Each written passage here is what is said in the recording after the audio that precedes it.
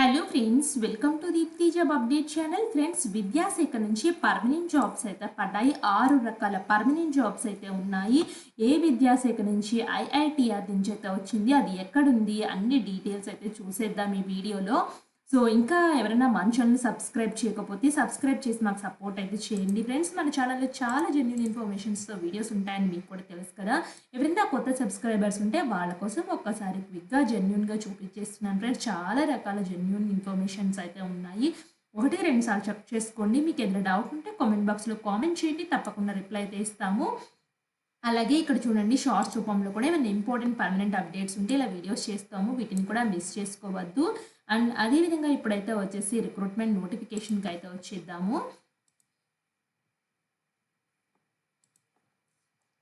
Friends, ఇప్పుడు recruitment నోటిఫికేషన్కి అయితే వచ్చేద్దాము. లైబ్రేరియన్ పొజిషన్ ఒకటైతే ఉంది, ఒక పొజిషన్. మళ్ళీ చెప్తున్నా, ఇవన్నీ పర్మనెంట్ జాబ్స్.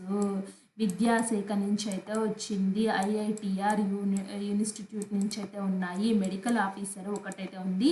మెడికల్ ఆఫీసర్ గైనకాలజీలో ఒకటైతే ఉంది. Assistant register 2 vacancies. Counsellor 4 vacancies అయితే ఉన్నాయి. టెక్నికల్ ఆఫీసర్ లెవెల్ 3 ఒక వేకెన్సీ అయితే ఉంది. ఇక్కడ చూడండి, పే లెవెల్ అన్ని 10, 12 అలా అయితే ఉన్నాయి. ఇక్కడ లైబ్రేరియన్ అయితే master degree in library science, information sciences, documentation ఉంది. 55% మార్క్స్ అయితే ఉండాలి. ఎక్స్పీరియన్స్ అయితే 13 ఇయర్స్ అయితే ఉండాలి. సో ఇక్కడ డిప్యూటీ లైబ్రేరియన్ పర్మనెంట్ పొజిషన్ కాబట్టి ఎక్కువ అయితే అడుగుతున్నారు. మెడికల్ ఆఫీసర్ అయితే ఎండిఎంఎస్ చేసి ఎక్స్పీరియన్స్ అయితే ఉండాలి. మెడికల్ ఆఫీసర్ కూడా గైనకాలజీకి అయితే ఉండాలి. అసిస్టెంట్ రిజిస్టర్ అయితే వచ్చేసి మీరు మాస్టర్ డిగ్రీ చేసి అయితే ఉండాలి. Grade be in UGC scale along with good academic record ఉండాలి. ఈక్వల్స్ టు ఉండి చేసి అయితే ఉండాలి. కౌన్సిలర్ పొజిషన్స్కి మీరు మినిమం ఎంఏ చేసి సైకాలజీ 3 ఇయర్స్ రిలవెంట్ ఎక్స్పీరియన్స్ ఉండాలి, లేదా మాస్టర్ సైకాలజీ చేస్తే 2 ఇయర్స్ ఎక్స్పీరియన్స్ అయితే ఉండాలి. Technical officer level PhD in computer science చేసి మినిమం 5 ఇయర్స్ రిలవెంట్ ఎక్స్పీరియన్స్ అయితే ఉండాలి.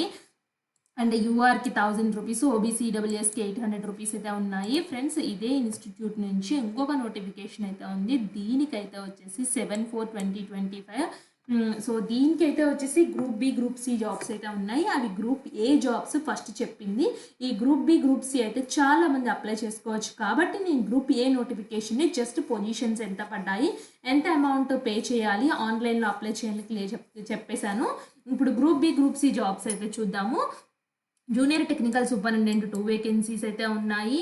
అండ్ అసిస్టెంట్ సెక్యూరిటీ మొత్తం అయితే 1 వేకెన్సీ అయితే ఉంది. జూనియర్ ఇంజనీర్ సివిల్ అయితే 2 vacancies. Superintendent sanitisation 1. Junior superintendent రాజ్యభాషకి 1. జూనియర్ సూపరింటెండెంట్ 5 అయితే ఉన్నాయి. Junior lab assistant 11 vacancies. Junior assistant 13 vacancies, 31 vacancies. ఇక్కడ ఏజ్ అయితే 18 to 32 ఇయర్స్ మధ్యలో ఉండాలి మీ ఏజ్. జూనియర్ టెక్నికల్ సూపరింటెండెంట్కి MSc in electronics, computer science, chemistry, physics, BTech, BE, BSc చేసి 2 ఇయర్స్ రిలవెంట్ ఎక్స్పీరియన్స్ అయితే ఉండాలి. ఎంసీఏ విత్ 1 ఇయర్ ఎక్స్పీరియన్స్ అయితే ఉండాలి. అసిస్టెంట్ సెక్యూరిటీ ఆఫీసర్కి గ్రాడ్యుయేట్ 4 ఇయర్స్ ఎక్స్పీరియన్స్ అయితే ఉండాలి. Be able to drive light vehicles, motor cycles drive చేయగలగాలి.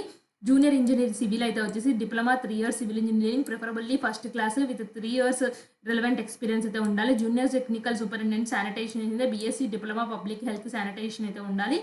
Junior superintendent రాజ్యభాష అయితే వచ్చేసి పోస్ట్ గ్రాడ్యుయేట్ డిగ్రీ హిందీలో అయితే ఉండాలి. జూనియర్ సూపరింటెండెంట్కి master degree, bachelor degree 2 years relevant experience అయితే ఉండాలి. జూనియర్ ల్యాబ్ అసిస్టెంట్కి బీసీఏ బ్యాచిలర్ డిగ్రీ చేసి రిలవెంట్ ఎక్స్పీరియన్స్ ఉంటే సరిపోతుంది. బట్ ఎక్స్పీరియన్స్ అయితే వీటన్నిటికీ కంపల్సరీ ఏం కాదు. ఉంటే మీకు ప్రిఫరెన్స్ అయితే ఇస్తారు, లేకపోయినా ఏం కాదు. మీరు ఏ సబ్జెక్ట్స్లో చేసైతే ఉండాలి. బ్యాచిలర్ డిగ్రీ అనేది ఇక్కడ సబ్జెక్ట్స్ ఇక్కడ మెన్షన్ చేశారు. ఈ సబ్జెక్ట్స్లో ఉంటే సరిపోతుంది. జూనియర్ అసిస్టెంట్కి అయితే వచ్చేసి bachelor degree with computer application knowledge ఉంటే సరిపోతుంది. అన్ రిజర్వ్కి 500, సో ఓబీసీ ఈడబ్ల్యూఎస్కి 400, ఎస్సీఎస్కి పీడబ్ల్యూ ఉమెన్ క్యాండిడేట్స్కి అయితే ఎటువంటి అప్లికేషన్ ఫీ అయితే లేదు. 7/4/2025 లోపల మీరు ఆన్లైన్లో అప్లై చేసుకోవాలి. ఫీ కూడా ఆన్లైన్లోనే కట్టాలి.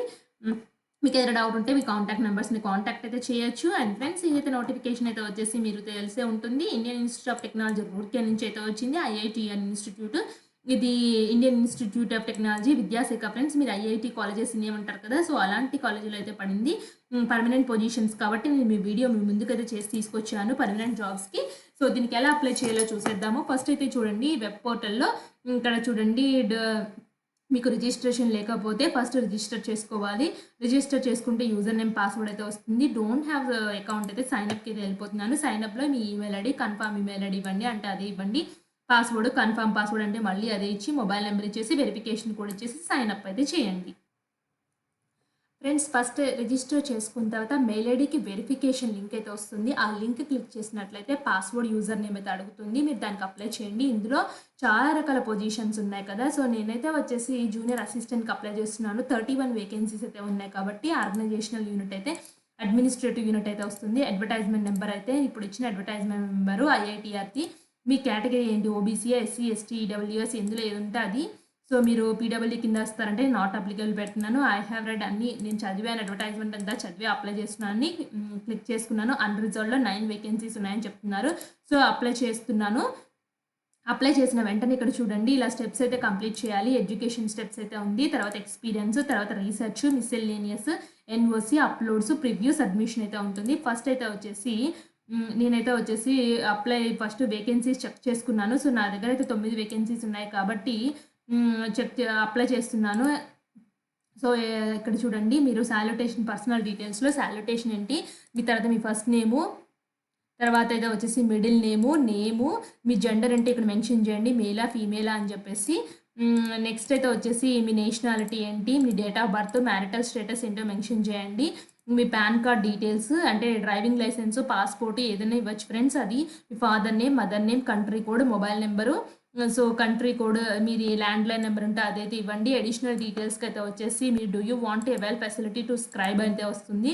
మీకు ఏమైనా స్క్రైబ్ కావాలా అంటే నేను నో అని పెడుతున్నాను. Address for the correspondence address ఏంటో మెన్షన్ చేయండి. అంటే ఎక్కడ పుట్టారు, ఏ కంట్రీలో పుట్టారు, ఏ స్టేటు, ఎంత పిన్ కోడ్, పర్మనెంట్ అడ్రస్ ఇవన్నీ సేమ్ అనేది అడుగుతుంది. సేమ్ అయితే ఇవన్నీ కొట్టేసేసిన తర్వాత సేవ్కి వెళ్ళినట్లయితే నెక్స్ట్ ఎడ్యుకేషన్కి తీసుకెళ్తుంది.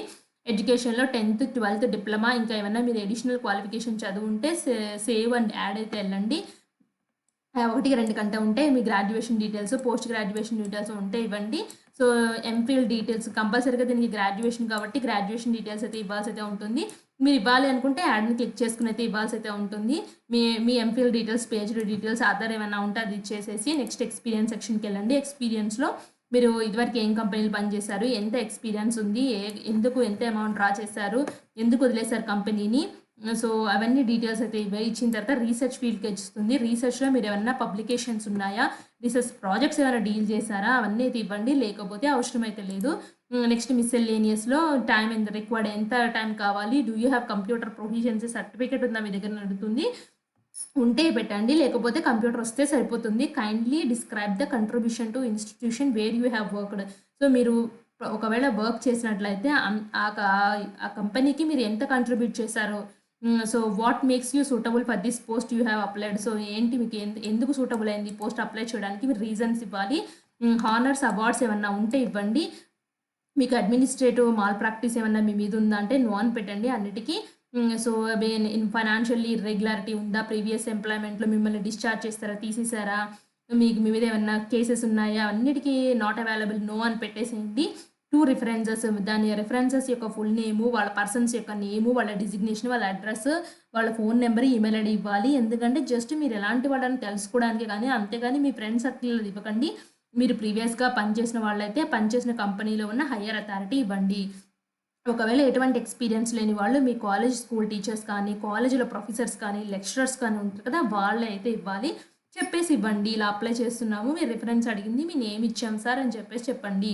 ఎన్ని లాంగ్వేజెస్ చదవడం, రాయడం, మాట్లాడడం వచ్చో రాసేసి నెక్స్ట్ సెక్షన్కి ఎన్ఓసి డిక్లరేషన్కి అయితే వెళ్ళండి. నెక్స్ట్ ఎన్ఓసిలో మీరు no objection certificate, already permanent employee ఉండి ఈ పర్మనెంట్ జాబ్స్కి అప్లై చేస్తుంటే డీటెయిల్స్ ఇవ్వండి, లేకపోతే అవసరం లేదు, ఎన్ఓసి స్కిప్ చేసేయచ్చు. డిక్లరేషన్ దగ్గర ఇచ్చేసేసి అప్లోడ్స్కి అయితే వెళ్ళండి. అప్లోడ్స్లో మీరు photo, signature, 10th class, PAN card, no objection certificate ఉన్నవాళ్ళు ఇవ్వండి. అన్నీ ఏదైతే అవైలబిలిటీ ఉంటే అన్నీ అప్లోడ్ అయితే చేసేసి నెక్స్ట్ సెక్షన్ ప్రివ్యూలోకి వెళ్ళండి. ప్రివ్యూలో 1-2 సార్లు మీరు ఇచ్చిన డీటెయిల్స్ అన్నీ చెక్ చేసుకుని టిక్ బాక్స్లో టిక్ కొట్టేసి నెక్స్ట్ సెక్షన్ సబ్మిషన్కి అయితే వెళ్ళండి. సబ్మిషన్లో కూడా అన్నీ చూసుకుని ఫైనల్ సబ్మిట్ అయితే చేయాలి. వన్స్ సబ్మిట్ చేసిన తర్వాత మాత్రం మీరు ఎడిట్ ఆప్షన్ అయితే లేదు కాబట్టి 1-2 సార్లు చెక్ చేసుకుని సబ్మిట్ చేసే ముందే చూసుకోండి అన్ని డీటెయిల్స్. ఇంతే ఫ్రెండ్స్ అప్లికేషన్ ఫామ్. మీకు ఏదైనా డౌట్ ఉంటే కామెంట్ బాక్స్లో కామెంట్ చేయండి, తప్పకుండా రిప్లై అయితే ఇస్తాను. ఇలాంటి మరిన్ని అప్డేట్స్ కోసం మన ఛానల్ సబ్స్క్రైబ్ చేయండి. Thanks for watching.